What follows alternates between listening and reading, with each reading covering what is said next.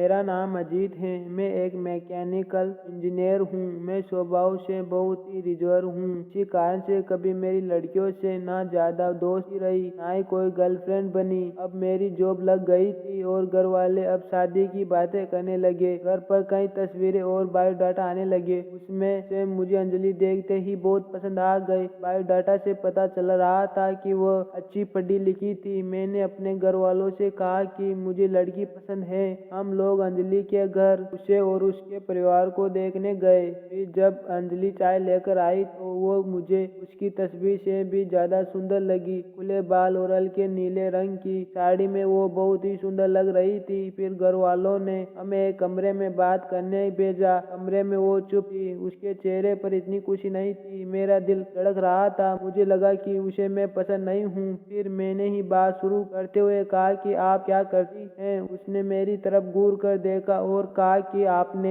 Biodata देखा नहीं तो मंगवाया क्यों था। की बातें सुनकर मुझे लगा कि वो मुझ में कोई इंटरेस्ट नहीं दिखा रही है। फिर मैंने उसे डायरेक्टली पूछा कि आप मैं पसंद नहीं हूँ। वो बोली मेरी पसंद की बात नहीं है, आप खुद मुझे नापसंद कर देंगे, मुझे पता है। उसने कहा अभी मैं आपको ऐसा कुछ दिखाने वाली हूँ कि आप वो देखते ही आप शादी के लिए मना कर देंगे। आपसे पहले दो को दिखाया, उन्होंने भी देखते ही मना कर दिया। यह कहकर उसने अपने खुले बाल जो पीछे थे उनको आगे किया। इतने में ही कमरे के बाहर से आवाज आ गई और उनकी माँ कमरे में आ गई। शायद उन्हें भी पता था कि वो हर लड़के के साथ ऐसा ही बातें करती हैं और कुछ बताती हैं। उनकी मम्मी ने कहा चलिए बाहर, सब आपका इंतजार कर रहे हैं। अंजलि ने अपनी माँ की तरफ देखा। मैं बाहर आ गया और बाहर मेरी माँ और पिताजी, जिन्होंने भी मेरी शादी की जल्दी थी, वो भी मेरे मुंह से बस हाँ सुनना ही चाहते थे। मेरी आते ही मेरी माँ मुझे बाहर ले गई और पूछा कि क्या तुझे लड़की पसंद है। मैं मना नहीं कर पाया,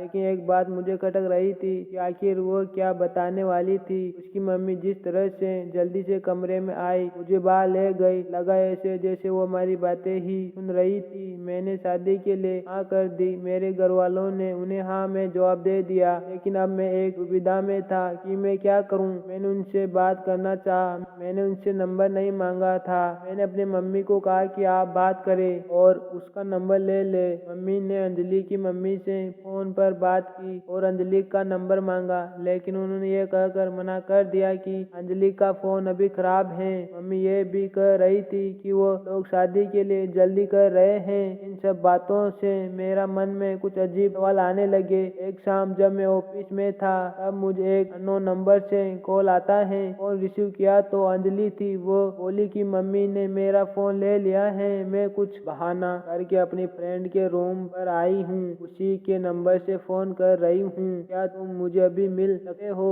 मुझे वैसे भी उससे मिलना था। अंजलि के बताए एड्रेस पर मैं जल्दी से पहुंचा। वो उसकी फ्रेंड का रूम था। मैंने जैसे ही पूछा, उस दिन की बात अधूरी रह गई थी। और तुम्हारी मम्मी तुम पर नजर क्यों रख रही है? अंजलि बोली मैं कुछ दिखाना चाहती हूँ, उसके बाद तुम्हारे सारे सवालों के जवाब मिल जाएंगे। अंजलि आज भी बाल खोल कर आई थी। वे पीछे मुड़ी और अपने खुले बालों को पीठ से आगे की ओर किया। अब मुझे पता चला कि वो क्या दिखाना चाहती थी। उसकी गर्दन पर एक टैटू था, सुयश नाम का। अंजलि बोली कि मैं एक लड़के से प्यार करती थी और हम दोनों शादी भी करना चाहते थे। मैंने उसी के नाम का टैटू करवाया था। यह बात मैंने अपने घर वालों को भी बताई थी और वे भी तैयार भी हो गए थे, लेकिन सुयश ने मुझे चीट किया। वो मेरे अलावा भी किसी और को डेट कर रहा था और वो लड़की पैसे वाली थी, इसलिए उसने मुझे छोड़ दिया। तब से मुझे शादी और लड़कों से एक नफरत सी हो गई थी। इस लड़के को मैंने बहुत प्यार किया, लेकिन उसने मुझे धोखा दिया। तुमसे पहले भी दो लड़कों को मैंने टैटू दिखाया और उन्हें सच जानकर शादी के लिए मना कर दिया। मम्मी इसलिए मुझ पर नजर रख रही थी कि मैं तुम्हें भी कहीं सच ना बता दूं,